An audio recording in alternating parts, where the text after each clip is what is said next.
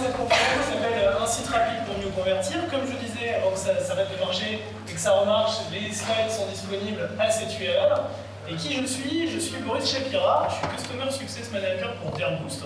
Je vais expliquer un petit peu ce que ça veut dire Dairboost en tant que solution, mais Customer Success Manager, c'est-à-dire que c'est moi qui m'occupe de discuter avec nos clients des problématiques qu'ils rencontrent, de vulgariser, de les aider à prioriser un certain nombre de choses pour qu'ils sachent par où prendre le problème de la performance.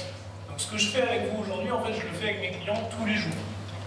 Je suis aussi co-organisateur d'un autre événement où je vais faire la promo tant que j'y suis, qui s'appelle Wheel of Speed. C'est la même chose qu'ici, sauf que la journée est entièrement dédiée à la performance web. On ne traite que ça. C'est un domaine de niche, mais dans lequel il y a beaucoup de choses à dire. Donc c'est une journée dans laquelle on ne fait que ça, et la prochaine édition aura lieu le 20 septembre à Lille. C'était Bordeaux l'année prochaine, on vous a pas vu, alors ne ratez pas trop.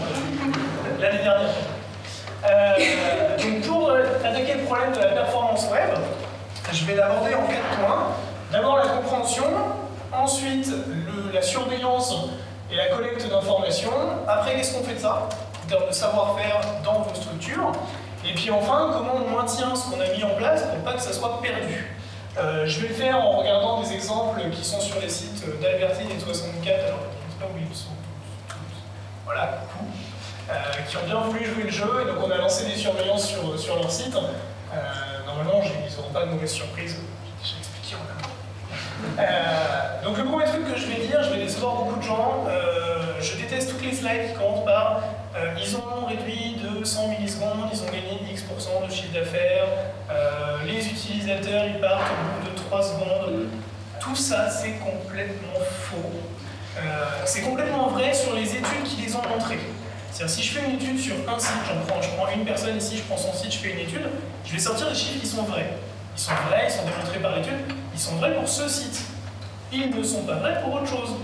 Quand vous êtes Amazon et que vous perdez 100 millisecondes et que vous perdez du CA, vous êtes Amazon quand même à la base. Ici, je ne pense pas qu'on est Amazon.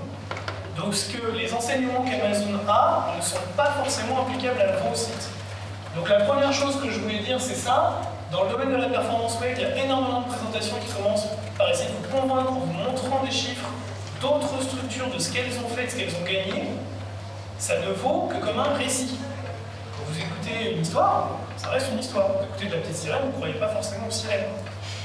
Ok? Donc un retour d'XP, c'est une histoire. En plus, très souvent, c'est du storytelling. Ça a été rédigé pour jouer un certain rôle dans un contexte. Mais c'est pas une promesse. Ça ne veut pas dire que vous allez faire la même chose et que ça va marcher. Donc les gens qui vous vendent de la promesse, déjà, c'est compliqué. Donc on va rester sur des choses un peu terre à terre. On va rester sur le fait que quand on va sur un site, et que le site il est lent, et ben c'est nul. Voilà. J'ai pas besoin de vous vendre des gros chiffres, vous le savez. Après, ça a des impacts variés. Quand vous allez sur le site des impôts et que c'est lent, vous restez sur le site des impôts. Vous n'avez pas le choix. D'accord? Quand vous allez sur le site de votre cinéma de quartier et que vous voulez le programme excellent, vous restez quand même sur le site parce que vous avez une page de programme à consulter, que vous allez avoir une fois, que vous aurez votre horaire. Donc vous restez. Quand vous allez sur un site e-commerce parce que vous avez envie d'acheter une petite veste et que vous savez qu'il y a 50 autres sites e-commerce qui vendent aussi des petites vestes qui possiblement vous intéressent et que c'est lent, là on est dans un autre contexte où possiblement on va peut-être se dire je laisse tomber si c'est un peu long et j'irai voir ailleurs. Mais peut-être pas. Peut-être que vous avez une image de marque qui fait que la personne reviendra de toute façon, même si le site a été lent au moment où elle le consultait sur son téléphone, elle reviendra le soir sur son ordinateur. Si j'ai envie d'un sac Chanel, j'ai envie d'un sac Chanel. J'ai pas envie d'aller chez H&M. Donc il y a tout un tas de contextes en termes d'image de marque qui font que la performance va être plus ou moins importante. Ce qui est vrai, c'est que quel que soit le site, plus c'est lent, plus on s'ennuie. Donc ça, c'est sûr que si je vais sur un site et qu'il ne se passe rien, ça va poser problème, et que si ce même site était plus rapide, ce serait mieux. Alors, la demande du coup est en augmentation pour tout un tas de choses, en termes de numérique, pas que en termes de performance web. On a un certain nombre d'usages qui ont augmenté. On ne va pas du tout de la même manière sur Internet aujourd'hui qu'il y a une dizaine d'années ou qu'il y a 5 ans. Typiquement aujourd'hui, pensez au nombre de fois que vous sortez votre téléphone de votre poche, le nombre de moments mobiles que vous avez est beaucoup plus important que ce que vous aviez il y a une dizaine d'années. On a une multiplication des canaux. Aujourd'hui, les entreprises savent très bien qu'il faut communiquer un petit peu partout pour plus, ce qui n'était pas nécessairement le cas avant. Déjà parce qu'il y avait beaucoup moins de monde. Il y a aussi beaucoup d'entreprises qui se sont créées sur le net depuis. On a une multiplication des canaux. On a en parallèle des gains technologiques, on aura bientôt la 5G qui va permettre d'aller encore plus vite, mais ces gains ont des effets rebonds, c'est-à-dire que quand on aura une techno qui permettra d'aller encore plus vite, on fera quoi? On fera des sites encore plus lourds. Et puis on fera quoi? On en fera encore plus. Imaginez que là déjà on vous rabâche que le numérique c'est important, imaginez que le numérique va être encore plus facile d'accès. On baisse les barrières à l'entrée, on multiplie nos acteurs, et donc ça devient beaucoup plus difficile de se différencier. Et puis on a derrière le dernier effet rebond qui est quand même celui de l'éco-conception. Tout ce qu'on fait, tout ce dont on parle a un coût écologique qui est catastrophique. Si on pouvait faire en sorte d'optimiser un petit peu tout ça, ne serait-ce que pour consommer un tout petit peu moins d'électricité, pour afficher une page qui est basiquement une pub pour un produit, ce serait pas plus mal.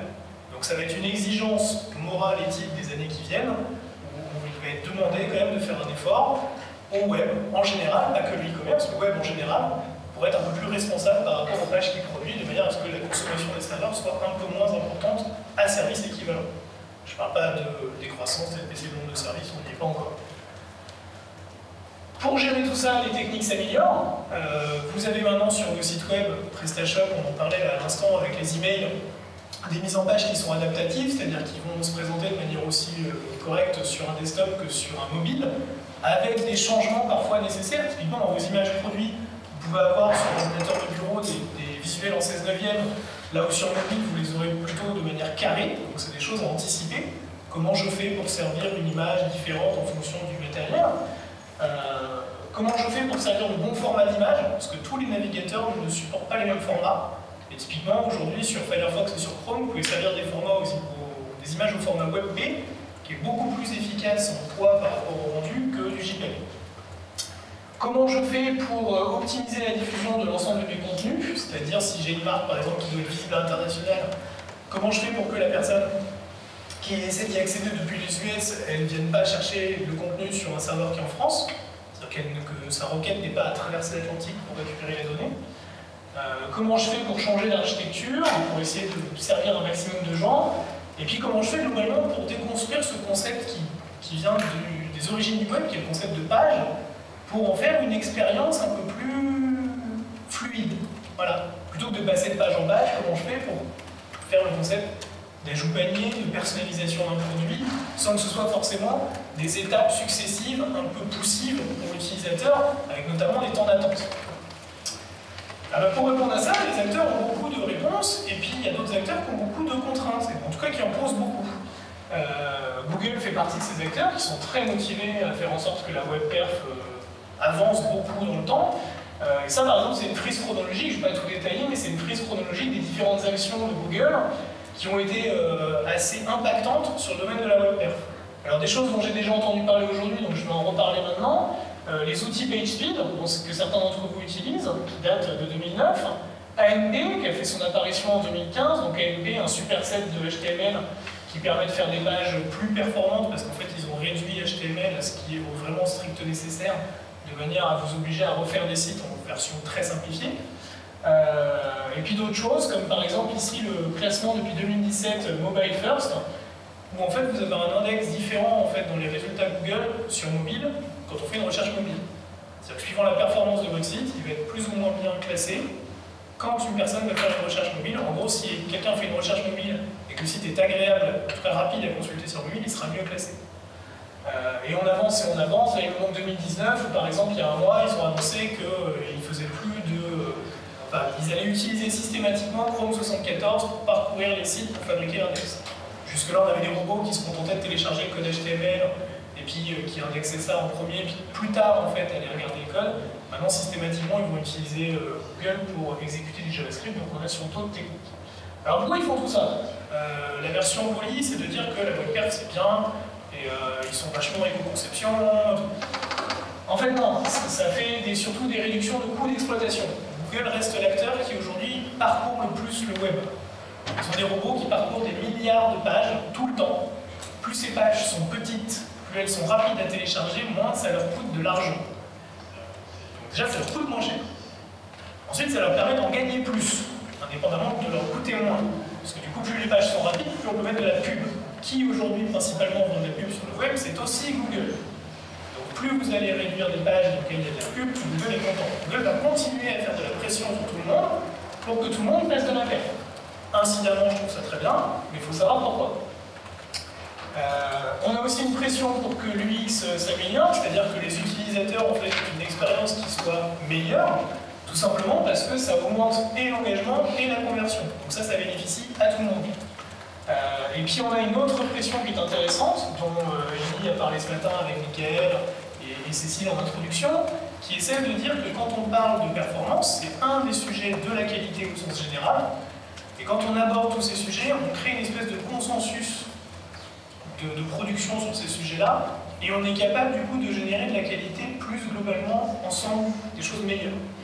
Je dis pas ça pour rien, moi je travaille beaucoup à l'étranger avec Airboost, on a peut-être 40-60% de nos clients qui sont à l'étranger. Les problématiques de qualité web, c'est pas un truc qui est très connu partout.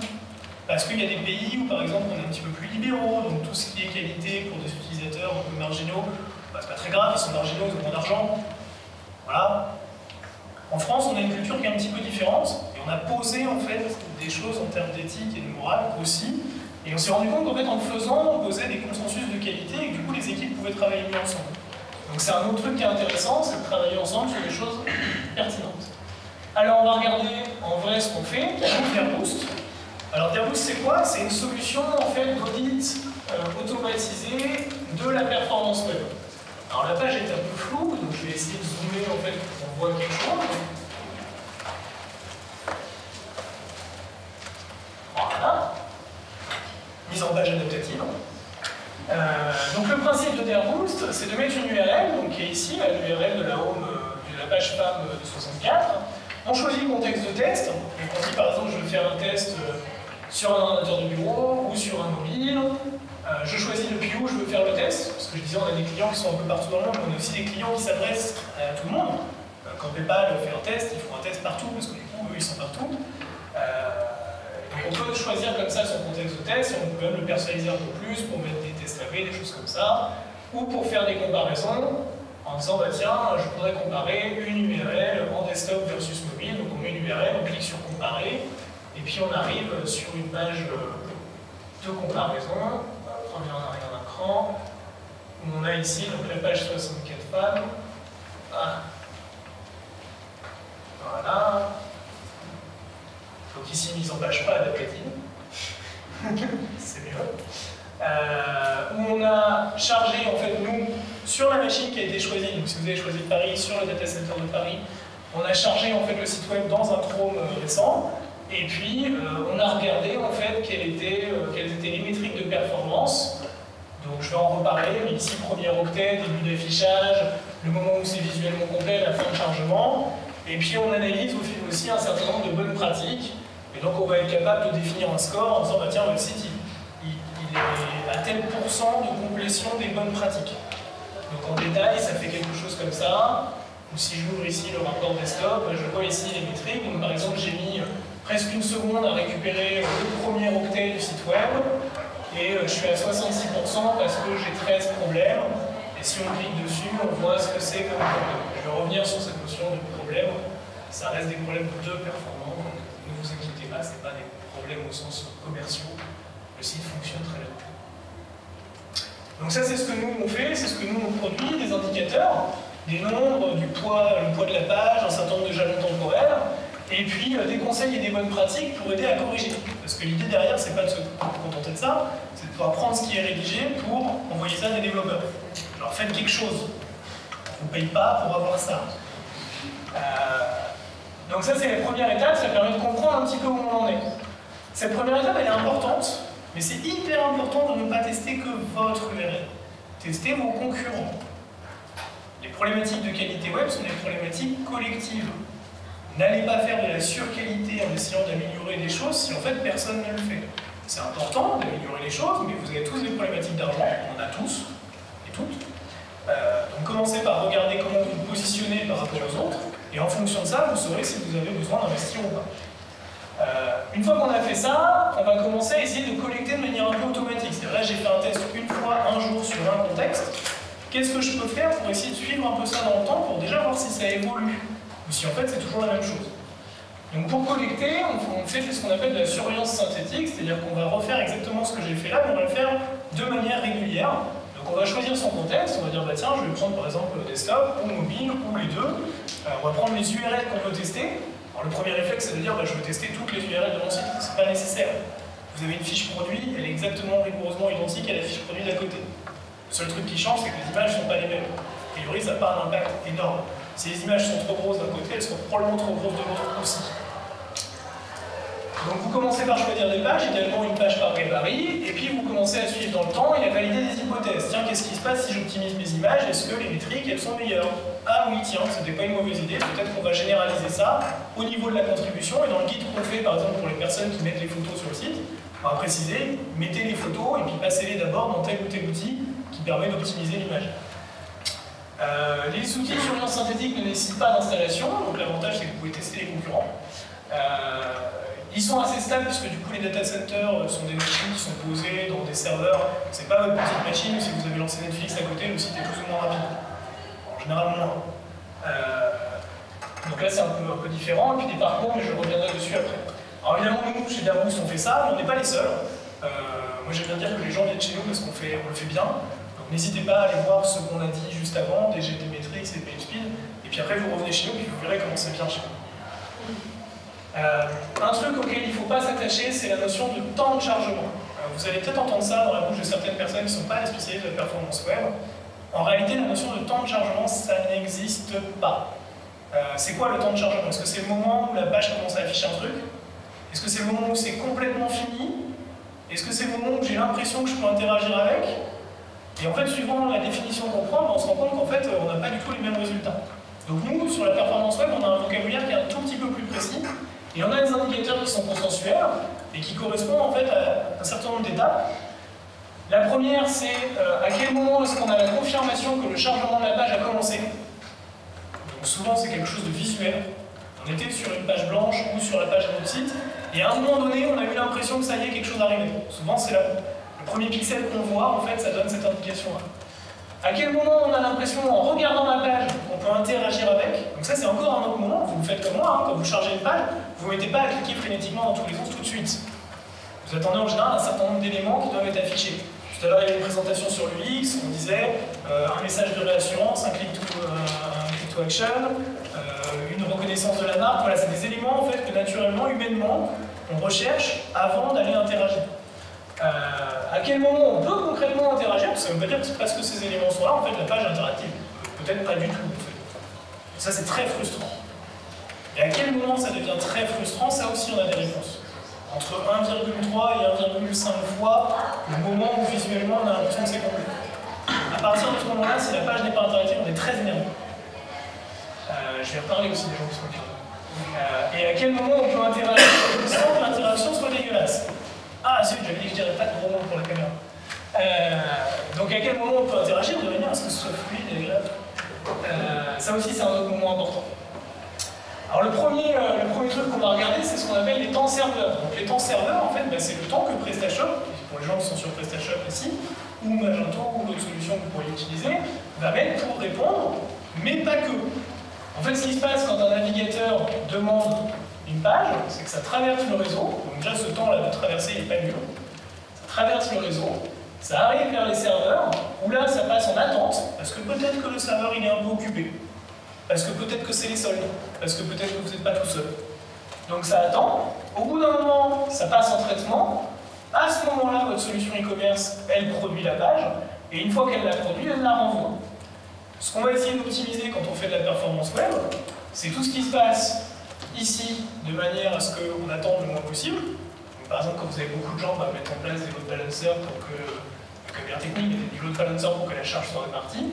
Et puis ici, par exemple, si j'ai des pages produites que j'alimente une fois par an, est-ce que je ne peux pas mettre ces pages dans une espèce de dossier où elles seraient toutes prêtes, et quand les gens les demandent, je renvoie directement la page sans demander à PrestaShop de la recalculer à chaque fois. Ça peut être une idée. Et puis après, on va surtout optimiser ce qui se passe ici, parce qu'en fait, cette partie-là, c'est 20% de l'expérience utilisateur, et tout ce qui se passe sur le poste de la personne, c'est 80%, à peu près. Donc il y a beaucoup de conseils qui s'attardent plutôt sur ce qui se passe de l'autre côté. Alors qu'est-ce qui se passe de l'autre côté? Des choses visuelles. Donc par exemple, je disais tout à l'heure, à quel moment on a l'impression que la page commence à être rendue. Là en bas, on a la homepage de Albertine. On voit qu'on commence en fait jusqu'à 1750 millisecondes, là sur un test desktop ADSL, on a une page blanche, et puis on a un premier élément qui apparaît, et puis le fond, et puis la photo, et finalement on y est presque. Un petit peu après, on a le 100% parce qu'il manque un petit pouillème. Ça veut dire que globalement, on a l'impression qu'il commence à se passer quelque chose ici, et que le moment où c'est visuellement complet, c'est plutôt par là. Entre les deux, on a quand même une succession d'étapes dans lesquelles, en tant qu'utilisateur, j'ai quand même l'impression qu'il se passe un truc. Et si moi j'ai l'impression qu'il se passe un truc, je suis moins frustré. Vous savez, cette fameuse barre de chargement qui est bloquée à 32%, c'est frustrant. Maintenant, si elle fait 32, 35, 40, c'est moins frustrant. Ça va pas plus vite, mais humainement, on aime bien avoir une succession d'étapes. Donc on va chercher à savoir ce qui se passe entre les deux, de manière à faire quelque chose de vraiment fluide. Là, par exemple, on a un autre exemple. Non, c'est pas ce que je voulais. On va faire un truc de fluide. Donc, et entre les deux, qu'est-ce qu'on fait? Alors, entre les deux, on va avoir un problème. C'est que possiblement, hop, il peut se passer des choses différentes. Hop, je vais prendre un exemple. Donc là, c'est l'exemple que j'avais, avec un chargement de page qui est relativement progressif. Maintenant, imaginons que j'ai pas ça. Imaginons qu'en fait, je passe directement de là à là. C'est toujours bien, on aurait les mêmes temps, on aurait le même début d'affichage, on aurait le même visuellement complet. Ce qu'on n'aurait pas en revanche, c'est cette progressivité entre les deux. Alors, on a aussi un indicateur pour ça, cet indicateur il s'appelle le speed index. Le speed index, c'est un gros mot pour dire, on prend l'état final, on dit que cet état final ça vaut 100%, et ensuite on revient en arrière, et chacun des états précédents, en fait, on va lui affecter un pourcentage par rapport à cet état final. Là, par exemple, on était déjà à 54%. Et ensuite, mathématiquement, on utilise des gros mots, on fait des intégrales. En gros, on mesure la progressivité et on en calcule un indicateur. C'est ce qu'on appelle le speed index. Donc, le speed index, c'est le deuxième indicateur que je vais présenter après le temps serveur, premier octet. C'est un indicateur de progressivité d'affichage que je vous encourage à surveiller. Juste un truc par rapport à la conférence de Pavel qui a eu en même temps et qui parle d'animation commerciale avec des copines et des trucs comme ça. Tout ce qui bouge perturbe le speed index, puisque j'ai expliqué que c'est un algorithme qui se base sur l'état final. Si l'état final il met du temps à arriver parce qu'en fait il y a un carrousel ou une copine ou un truc comme ça, bah, du coup ça va perturber votre mesure. Donc là j'ai l'exemple à l'inverse de la homepage de 64 sur laquelle il y a un carrousel. Donc on commence avec une première image et puis en fait à 7 secondes on passe à une deuxième image. Bah, sur cet exemple-là, en fait il a considéré que cette deuxième image c'était 100%. Et donc forcément ici il est à 67. Alors qu'un vrai utilisateur, lui, ici la page elle est chargée, hein, no problème. Ça c'est juste un problème d'algorithme. Ça pour ça dans Airboost on a aussi une solution, et c'est ce que j'ai fait sur les surveillances qui sont après. On a une solution, une option en fait qui permet de désactiver les carousels. Carousel, modal, tous les timers, de manière à ne pas tomber dans ce genre de piège. Un autre indicateur dont vous avez peut-être entendu parler, c'est le time to interactive. Donc je disais dans les indicateurs clés en fait du chargement d'une page, il y a tout ce qui est visuel, et puis il y a les moments où on peut interagir avec la page. En vrai, on ne sait pas du tout mesurer le moment où on peut interagir avec la page. C'est hyper compliqué. Ça dépend de beaucoup de facteurs. En vrai, en synthétique, c'est-à-dire des robots comme Airboost, on ne sait pas faire. Donc on approche ça avec un indicateur qui mesure en fait les conditions d'une bonne interaction. Ça ne veut pas dire que quand toutes les conditions ne sont pas réunies, on ne peut pas avoir une bonne interaction. Mais en tout cas, on est capable de dire à peu près le moment auquel ces conditions sont réunies. C'est le time to interactive. Pour l'instant, je déconseille de trop regarder ça, mais vous risquez d'en entendre parler parce que c'est un très bon indicateur pour Google pour mesurer leur coût d'exploitation. Pas un indicateur de performance, c'est un bon indicateur de coût d'exploitation. Donc du coup, il y a de fortes chances pour qu'ils appuient un peu dessus, même si en fait, ils s'en servent pas pour ranker. Ça ne les empêche pas d'appuyer dessus pour que ça coûte moins cher pour eux. Alors regardons un petit peu les mesures qu'on a. Donc ça par exemple c'est Albertine. Donc j'ai pris Chrome 73, je me suis mis à Paris. Là j'ai pris des valeurs qui ne sont pas les valeurs de tous les tests. En fait c'est le 80 percentile, c'est-à-dire que j'ai éliminé les 10 valeurs les plus importantes et les 10 valeurs les moins importantes, les 10% de valeurs les plus importantes et les moins importantes, pour m'attarder en fait sur les valeurs intéressantes et correctes linéaires. Et puis j'ai agrégé quotidiennement. On voit qu'on a des temps de réponse qui sont assez cohérents. En bleu, on a la fiche produit. En violet, on a la liste de produits. Et en vert, ici, là, on a la home. Donc on a ici un temps de speed index qui est à peu près de 2,5 secondes. au max, et puis qui doit être aux alentours de 2 secondes ici pour la home. Est-ce que c'est bien, est-ce que c'est pas bien? Google recommande un speed index desktop d'à peu près 1000 millisecondes, c'est-à-dire la moitié. En vrai, personne ne le fait. Nous, on a des milliers de sites sur Dermo, donc on est capable de le voir. En vrai, très peu de sites en fait, ont un speed index aussi faible.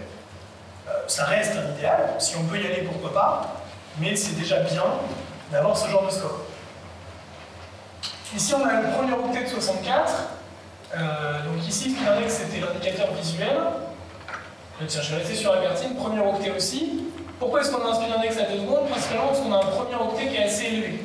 Si on regarde le premier octet, en fait, ici, pour certaines pages, il est à 1,5 secondes.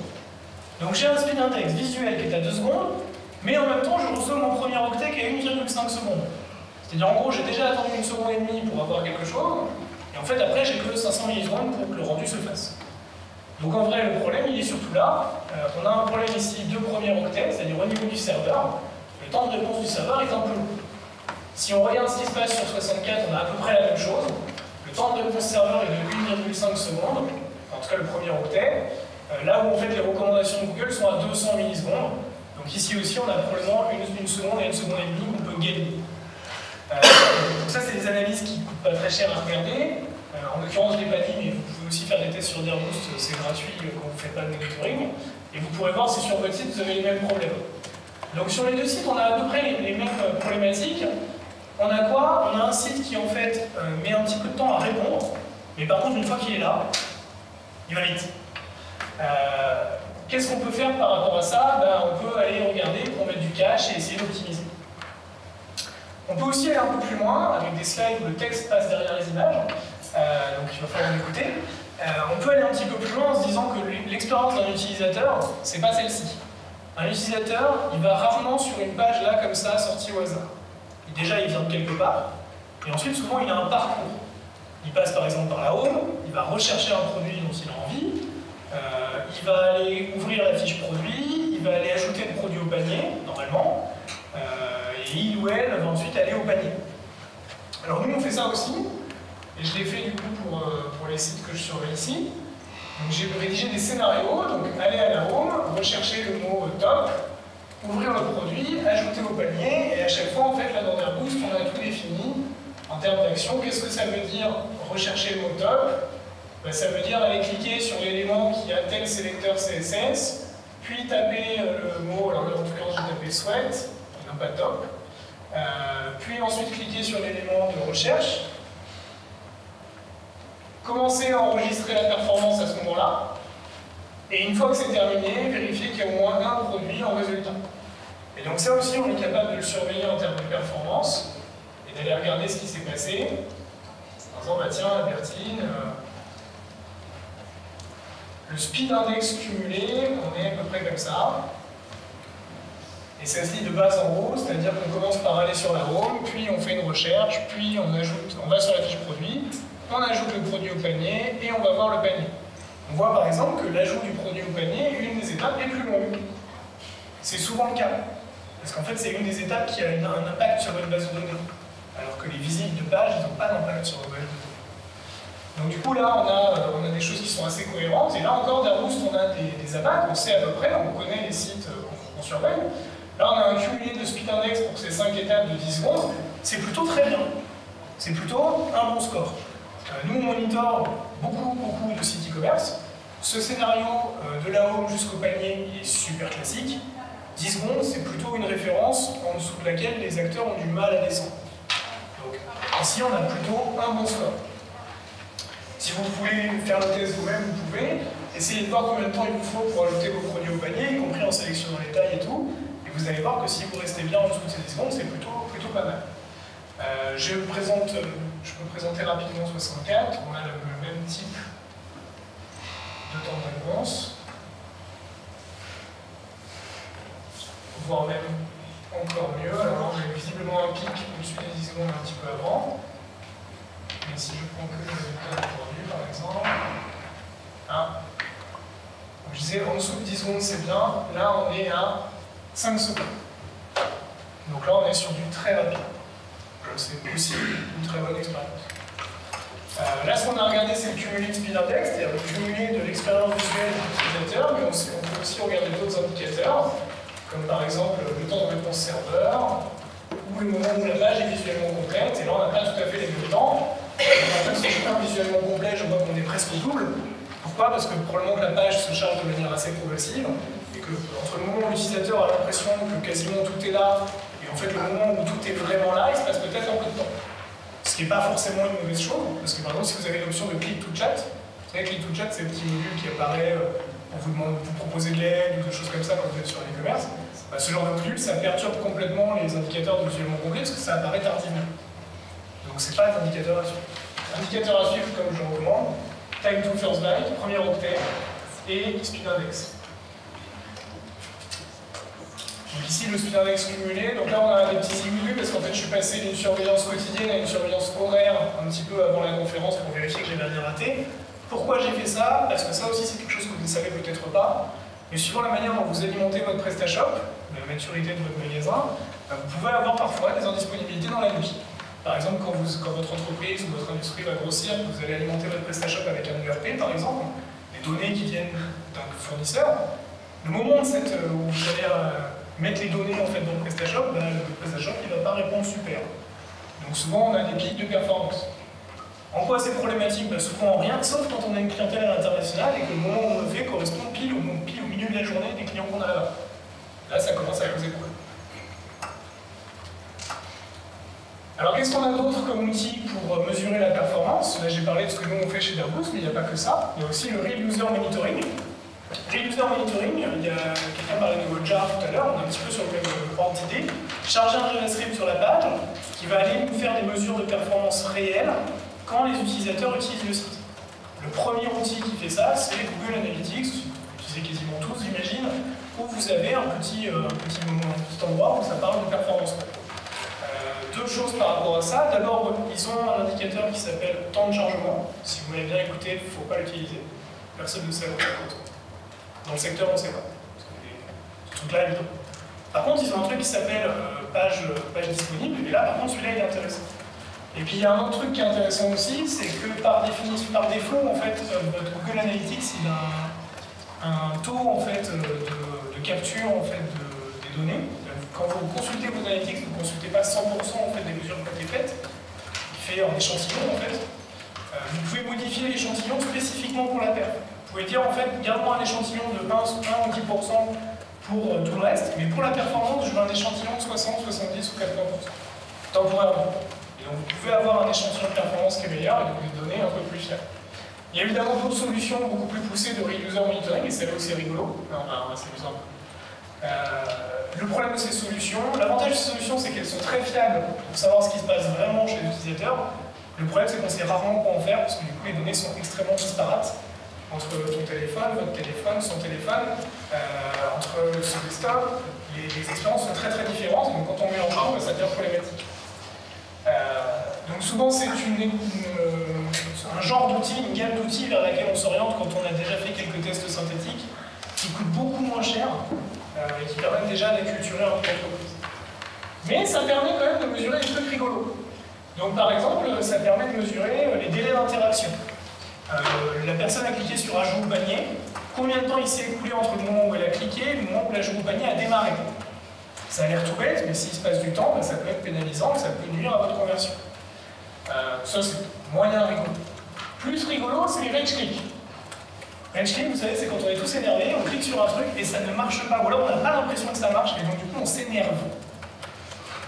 Comme on a un JavaScript qui est sur la page et qui enregistre l'action de l'utilisateur, on peut tout à fait enregistrer les clics qui sont simultanés, ou en tout cas très proches, sur une zone géographique de la page très proche, et donc savoir si quelqu'un est en train de cliquer comme un fou. Voilà, ça c'est les rage click, et c'est aussi intéressant parce qu'en termes d'UX, par exemple, ça permet de savoir quand on a un composant, soit qui n'est pas affordant, c'est-à-dire que les gens n'ont pas compris comment l'utiliser correctement, soit en fait la boucle de feedback n'est pas bonne, c'est-à-dire qu'en gros on a cliqué sur le bouton et en fait ça n'a rien passé, et du coup l'utilisateur va cliquer comme un sourd jusqu'à ce qu'il ait l'impression qu'il se passe quelque chose. Donc ça c'est intéressant, l'idée c'est que ça fait partie des études, c'est la caméra qui a fait ces études-là, qui permettent de savoir à quel moment ça devient frustrant pour un utilisateur en fonction de ce qu'il voit, et les retours qu'ils ont eus c'est entre 1,25 et 1,5 fois le temps nécessaire à l'affichage. J'affiche une page, si 50% après ça, du temps, j'ai pas quelque chose d'interactif, je vais m'énerver. Et puis ils ont aussi fait d'autres trucs qui sont très bien expliqués dans une conférence, où il y a le lien ici dans les slides, qui s'appelle User Experience and Performance Metrics that Matter de Philippe Tellis. Ils ont fait aussi quelque chose sur le cursor trashing, donc c'est la même chose que quand on clique comme un âne, sauf que c'est quand on s'énerve en faisant comme ça avec la souris.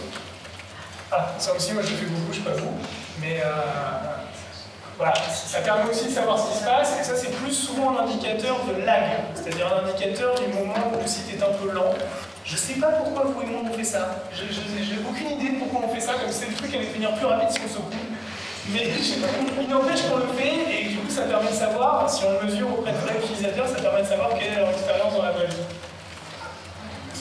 Donc ça c'est pour tout ce qui est collecte et automatisation. J'ai parlé du monitoring synthétique, j'ai parlé du user monitoring, puis j'ai parlé de 2 ou 3 indicateurs à suivre, principalement le premier Octet, le Speed Index, qui déjà vous permettent de vous faire une idée. Il y en a plein d'autres. On peut faire ses propres indicateurs.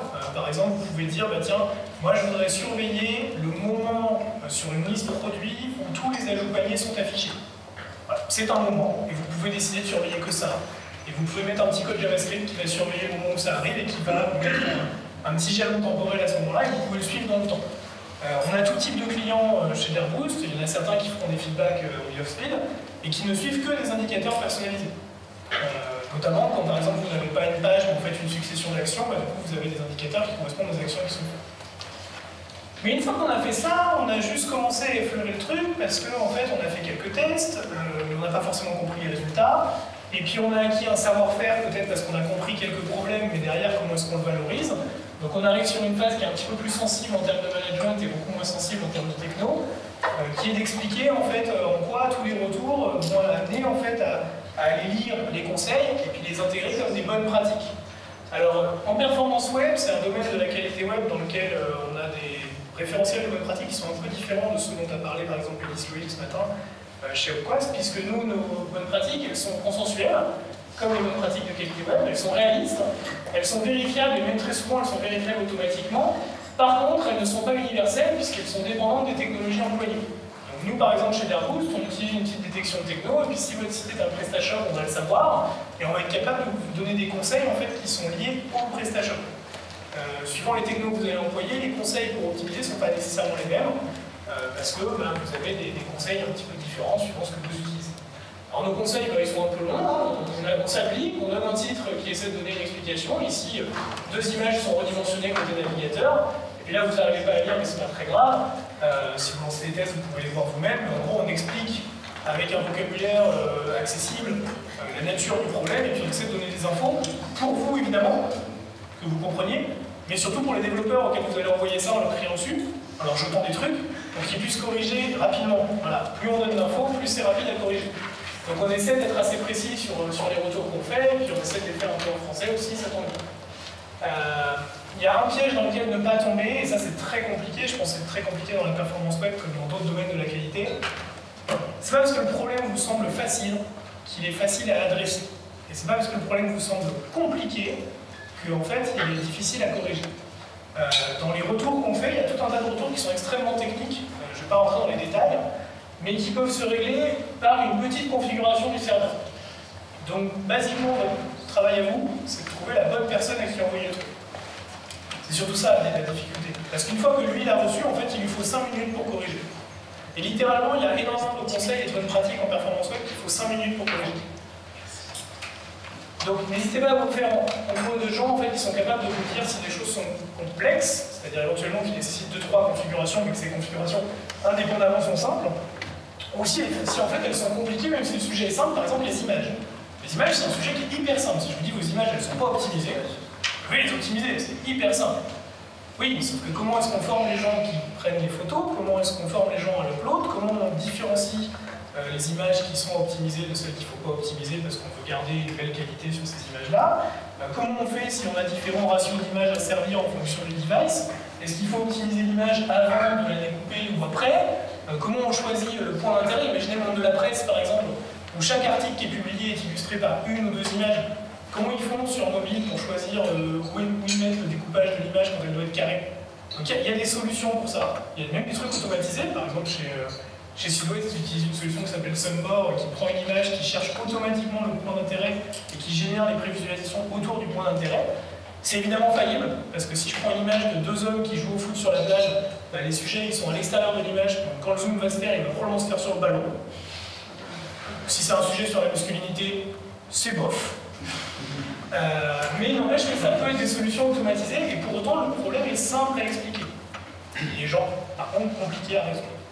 Donc attention à ça, on peut avoir des choses qui vous semblent évidentes, mais qui en fait en vrai sont pas simples, y compris pour vous, à mettre en place. Les grands thèmes en fait pour optimiser la performance web, bah, ils sont là. On a surtout des optimisations de diffusion, c'est-à-dire comment on va faire en sorte que le site web aille de la manière la plus performante vers les gens. C'est-à-dire on va s'intéresser au serveur, on va s'intéresser au CDN, on va s'intéresser à la bande passante. C'est plutôt des sujets qui sont liés au réseau. On a des problématiques de rendu. Comment faire pour qu'une page, une fois que la page web elle est arrivée sur l'ordinateur de la personne, elle s'affiche vite. Et en fait, il y a tout un tas de choses qu'il ne faut pas faire. Comme par exemple les JavaScript en plein milieu de la page, en fait, chaque JavaScript que vous avez, il est bloquant. Donc si vous n'avez rien fait de particulier, en fait, à chaque fois que vous avez un JavaScript au milieu de la page, le navigateur il traite la page, il s'arrête, et il attend d'avoir fait ça avant de continuer. Donc si vous pouvez les mettre en fin de page, c'est beaucoup mieux, parce que du coup, il peut afficher toute la page et faire le JavaScript à la fin. Et puis on a des sujets qui sont liés aux réductions des délais d'interaction, c'est-à-dire comment on fait pour rendre le site le plus utilisable le plus rapidement possible. Des choses qui sont indémodables, travailler avec des agences qui sont capables de vous faire du code propre. Il y a eu beaucoup de choses dites aujourd'hui sur les thèmes, qu'on peut acheter des thèmes qui ne sont pas terribles, on peut acheter des bons thèmes. C'est hyper compliqué quand on ne connaît rien à la technique de savoir ce que c'est un bon thème, pas un bon thème, c'est un peu le bon chasseur et le mauvais chasseur chez l'inconnu.